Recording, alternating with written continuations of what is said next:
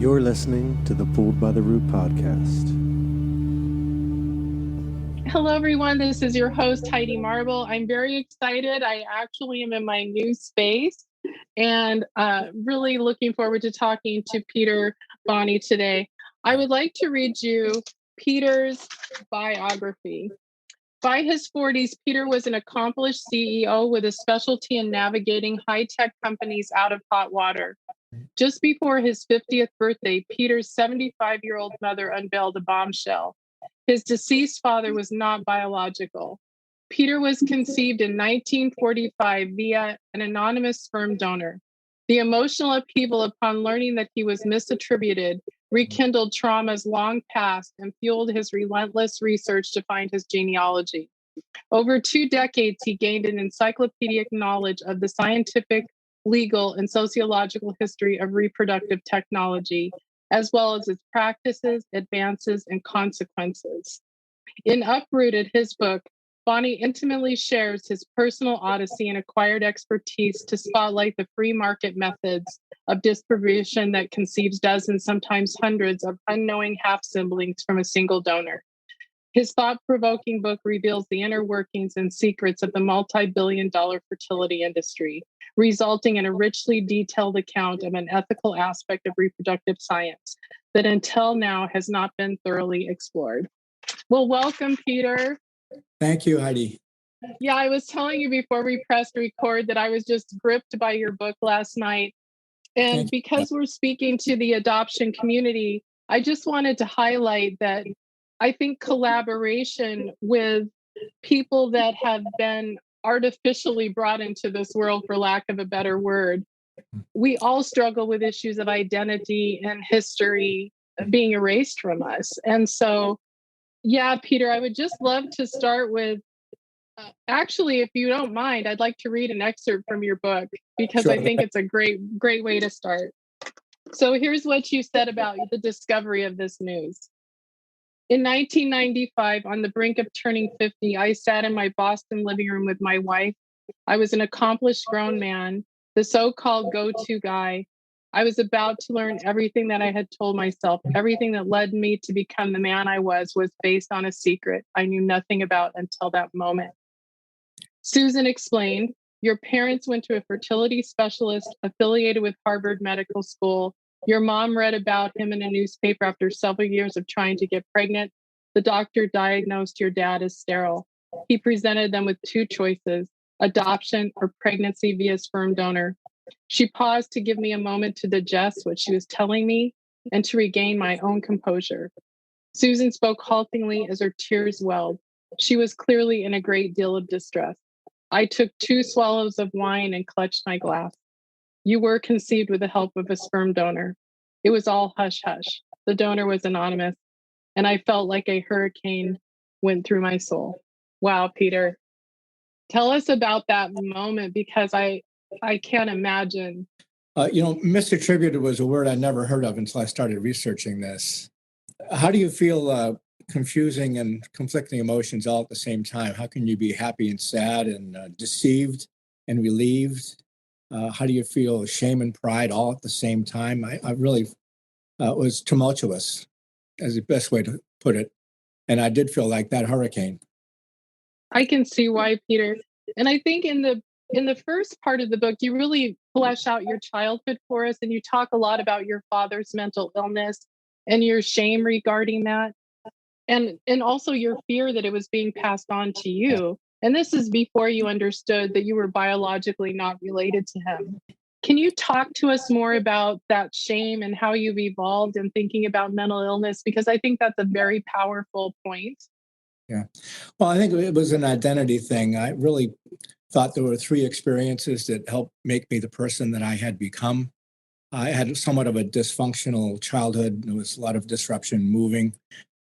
Several states, 11 schools between the 1st and the 9th grade. My dad was sick. He had unipolar depression. When he was younger, he could shake that off until he couldn't anymore. My last 4 years of his life, he was hospitalized in and out.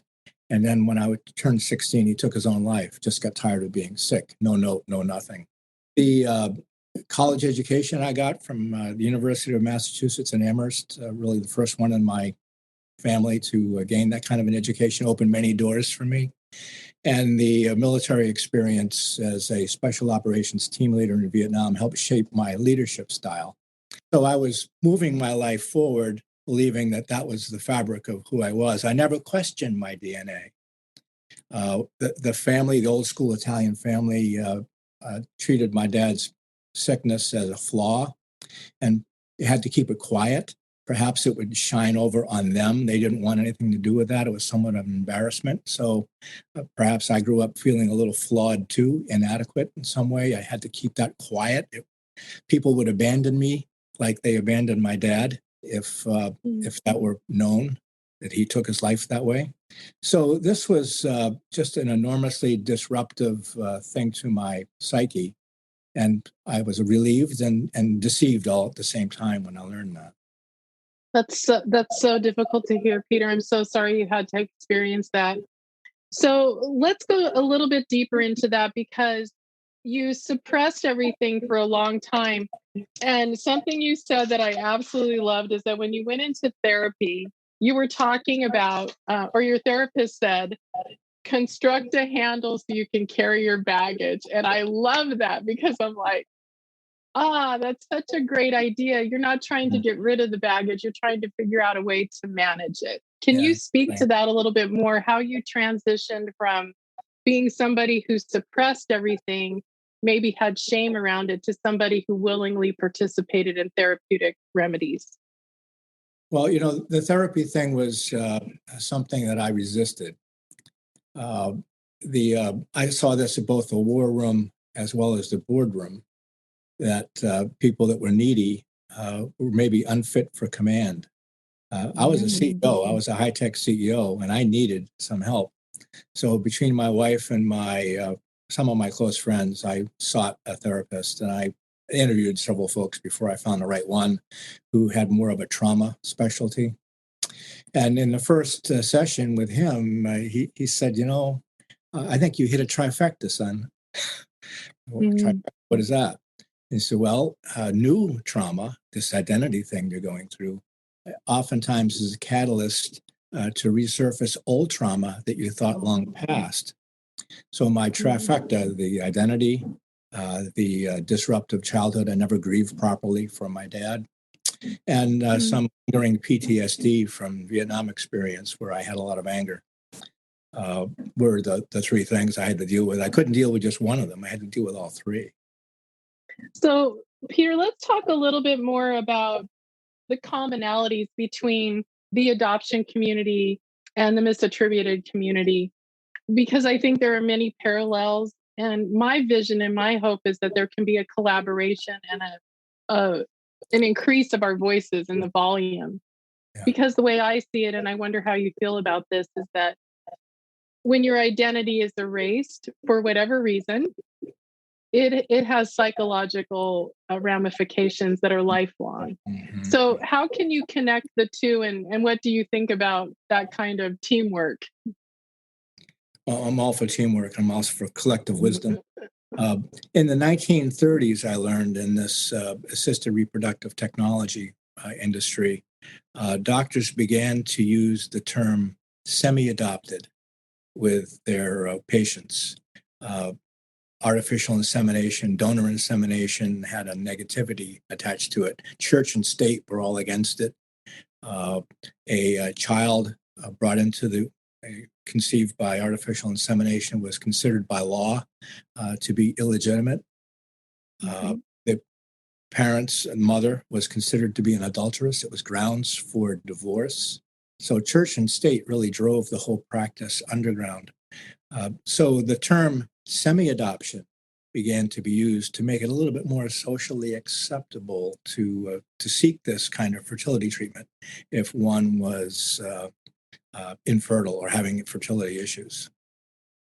Yeah, I never heard of that term, semi-adopted. And when you learned, Peter, about your truth, and a lot of adopted people have this experience when they seek reunion, it is very disruptive. What happened in those first few weeks or months of learning this? It's like a dismantling. How were you organizing your thoughts, and what did you do to cope and get through that process? Yeah. Well, in college, I majored in psychology for the wrong reasons. All right, to understand what was wrong with my dad. And I remember studying two psychologists that had studied adoption and this thing called genealogical bewilderment that they had labeled. And it was very clear that I had a genealogical bewilderment absolutely raging inside of me. The need, a burning need that wouldn't be satisfied to understand my genealogy.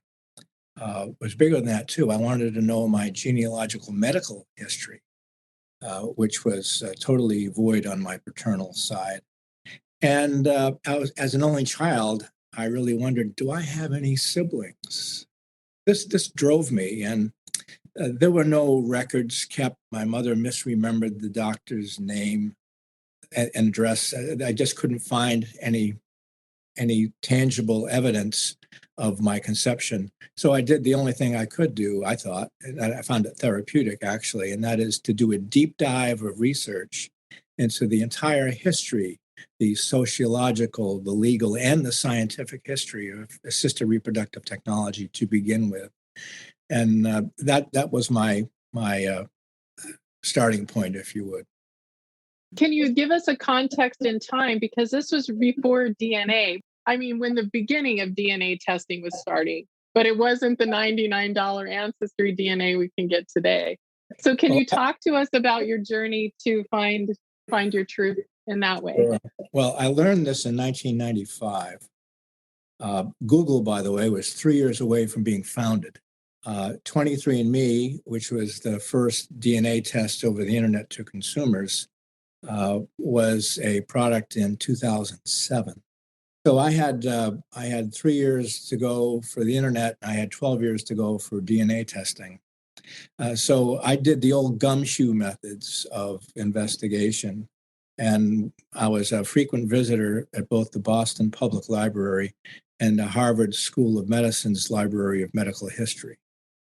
And Yes. I came away with the 10 top secrets of reproductive technology, actually.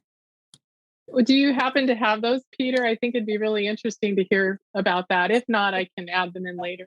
Sure. Well, secret number one, this actually started in the farm animal husbandry and was perfected over a period of centuries by a Russian scientist that history has nicknamed Red Frankenstein.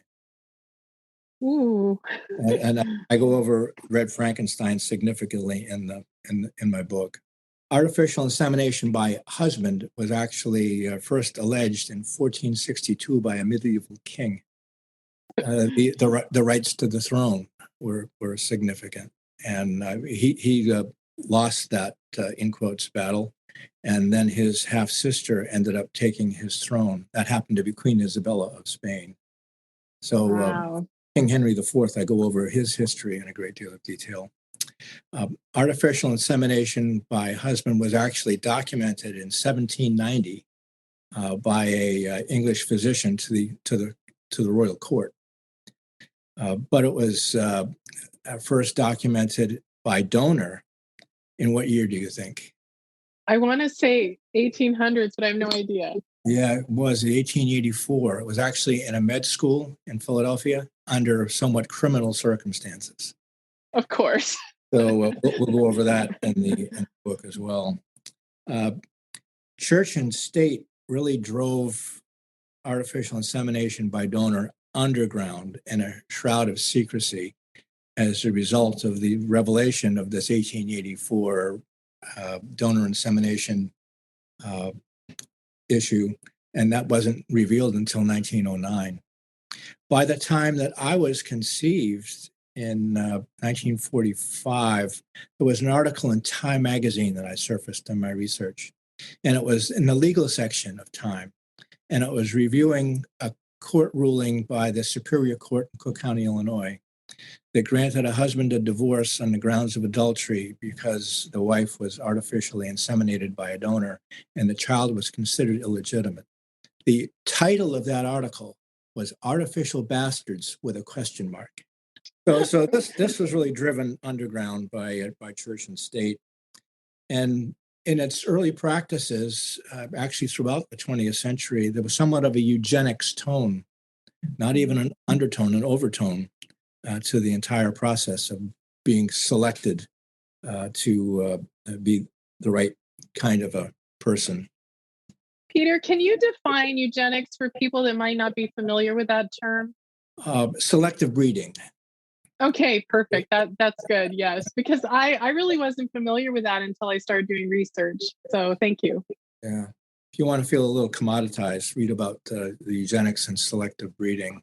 By the 1950s, back to the farm, it was frozen bull semen that actually led to the frozen sperm and the sperm banks and the wild west of gamete distribution that we have in the whole system today. 21st century science has really obsoleted the practices, the 20th century practices, especially donor anonymity. DNA science has basically made that obsolete, but yet they still practice in 20th century methodology. The fertility rates in the Western world are down over the last 4 decades by a whopping 50%, 50%. That's a lot. Combination of environmental issues and people waiting much longer to begin to rear a family. So the biological clock doesn't work for them in that regard. But the population of donor-conceived people is up in the last decade, another 50%, 50. So we've gone from 3,000 donor-conceived people in the early 1940s to 1 million donor-conceived people by 2010. And by 2020, the number is more like 1,500,000, 1,500,000, a 50% increase in a decade. So the 10th secret is one that hasn't been unveiled just yet, and that is assisted reproductive technologies. New Red Frankenstein hasn't been nicknamed yet. The reason is just last year, Research University in Australia, one of the leading reproductive medical institutions in the world, figured out how to create a human embryo from skin tissue. No sperm, no egg. So you've had the cloning of sheep and cocker spaniels. Well, without any ethics ruling, science is going to continue to move well ahead of sociology. So there's an issue here. So Red Frankenstein hasn't been named just yet. So those are the 10 secrets of artificial insemination I learned in my research. Well, thank you for sharing that, Peter, because I think historically we need to understand what got us to today, and that can really impact what we do going forward. So, Peter, I'd like to take a little turn back to when you finally found out some information about your biology. Can you talk to us about Roxanne and just give us a little bit of that story, because it's very hopeful and exciting to hear about that reunion. Sure. There was a story leading up to this. I was in the venture capital world in 2006, and I learned about this new startup company called 23andMe that its first product came out in 2007. And Time magazine labeled it the innovation of the year in 2007. So by early 2008, I went ahead and I was one of the lunatic fringe, the early customers of 23andMe. And I learned that I wasn't Northern Italian. I was English, French, and a sliver of Scandinavian. Well, okay, I can live with that. But for $999, by the way, Woo! was the starting price. Remember, technology works. This was the power of a mainframe computer in the 60s and 70s, and now it's not $1 million device, but it's $1,000 device. Well, the same thing happened in most sciences, and certainly in DNA science. The price has gone from $999 to a fraction of that in the same terms. So I was an early customer of 23andMe, and I kept on adding to their database of customers. And I thought, if I just wait this out, I'm going to find a paternal relative, because there was none in the initial. And after 9 years, I was just frustrated beyond belief, because I found no paternal relative in 23andMe.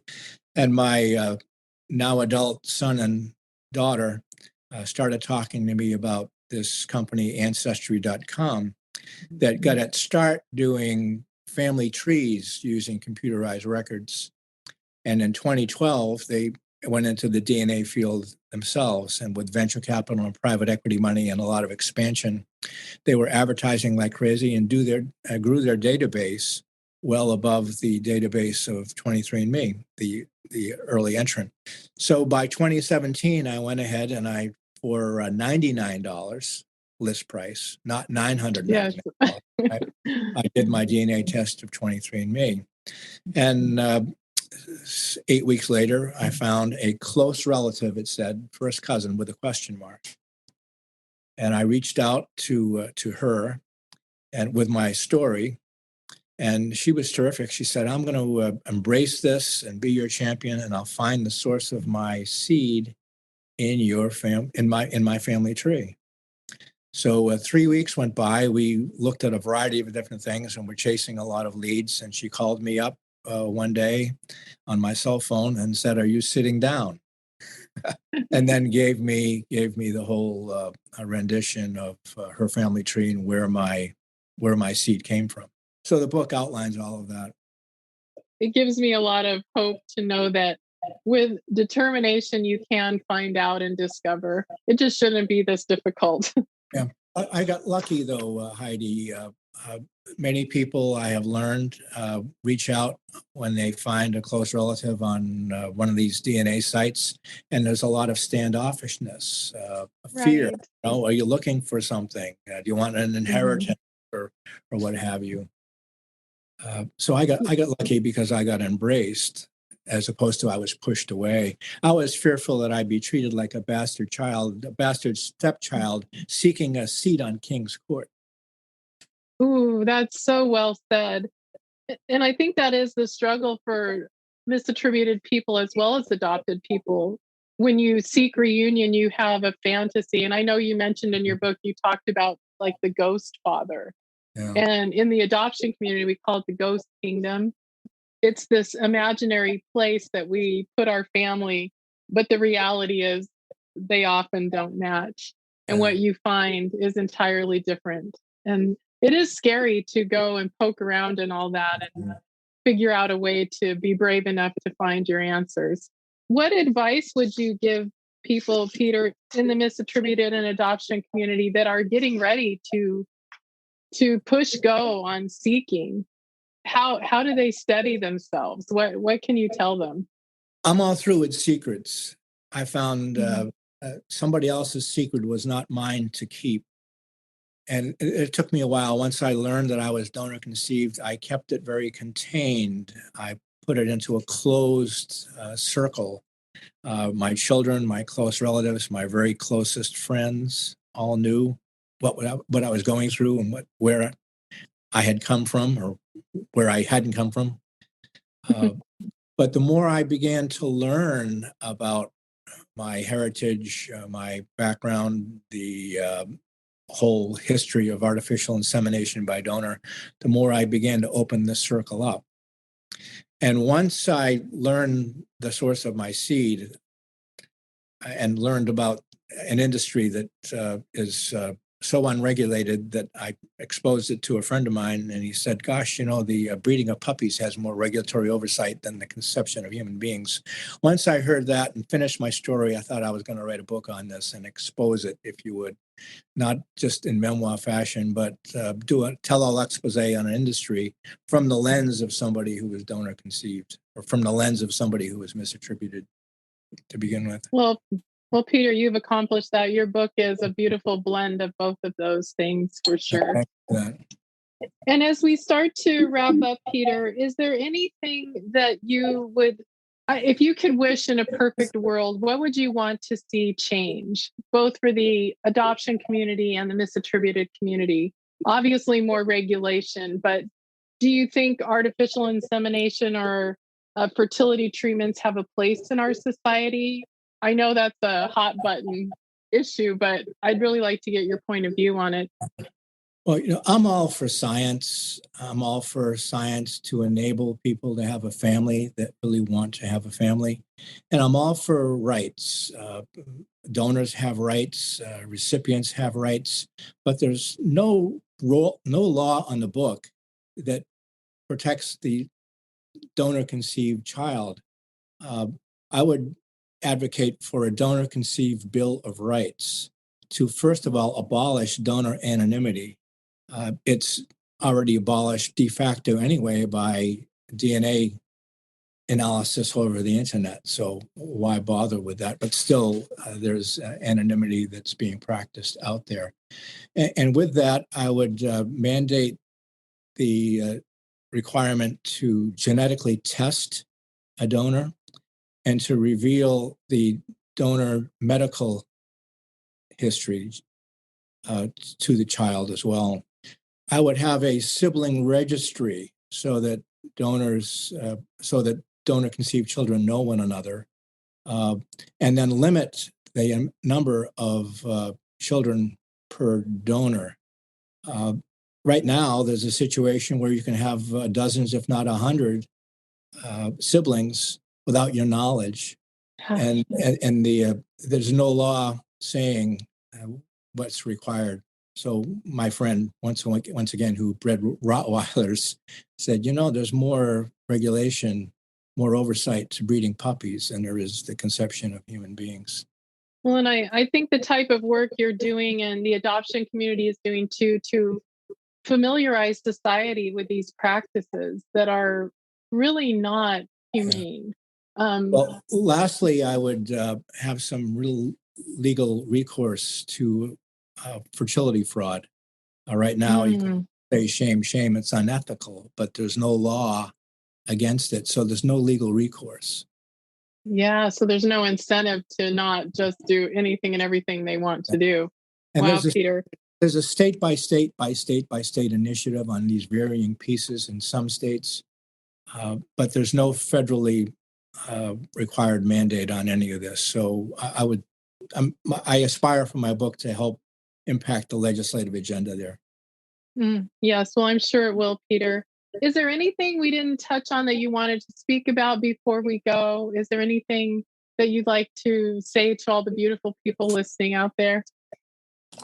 My book, Uprooted: Family Trauma, Unknown Origins, and the Secretive History of Artificial Insemination. You can find that on my website, www.peterjboni.com. That'll direct you to a number of places where you can purchase the book, and you can also go to your local bookstore. Oh, Peter, thank you. This has been such a lovely time with you, and I wish you all the luck and success. Thanks so much, Heidi. Appreciate the time. Thank you. Thank you.